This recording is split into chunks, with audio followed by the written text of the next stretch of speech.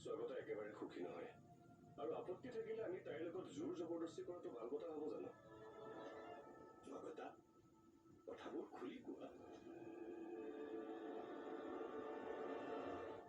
মই যে ভয়ে খাই আছিলো, সন্ধ্যাক কিন্তু মানিলো দেই। তাই খুৰাক সৈমান কৰিহে এৰিলে। বাপেকবোৰ তেনেকুৱাই, একেবাৰে বৰফৰ নিচিনা। সমাজৰ আগত, শত্ৰুৰ আগত টাইটেনিক ধ্বংস কৰিব পৰা বৰফৰ টুকুৰাটোৰ নিচিনা হৈ থাকে, কিন্তু সন্তানৰ সুখৰ উত্তাপত তেনেকুৱা বৰফৰ টুকুৰাও গলি যায়।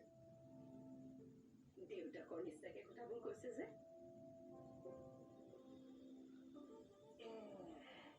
কিয় দেউতাক হ'বলৈ যোৱা নাই জানো? লগতে ভিনিয়েকৰ পৰা দাদা হবলৈও গৈ আছা। সেইটোহে মই দাঁতি ক'ব নোৱাৰিম। কিয়? কাৰণ হৃদয় আৰু সন্ধ্যাৰ বিয়াখন লৈ এতিয়াও মই অনিশ্চয়তাত আছো কৃষ্ণা। নহয় অ' শান্তনু, এই বেয়া কথাবোৰ মনলৈ নানিবাচোন। এতিয়াতো খুৰাইও চৰ্তবোৰ উঠাই ললে। সেইটো হয়, কিন্তু মোৰ হৃদয়ৰ ওপৰত বিশ্বাস নাই। স্বাগতাক ভাল পাই থকাৰ সময়ত হৃদয় যিমান সুখী আছিল, সেই সুখ মই সন্ধ্যাৰ লগত দেখা নাই। আগতো মই তোমাক বহুতবাৰ কৈছো যে মোৰ হৃদয়ক বুজি পাওঁ, কিন্তু আজি মোৰ নিজৰ ভাইটিটো মোৰ কাৰণে অচিনাকি।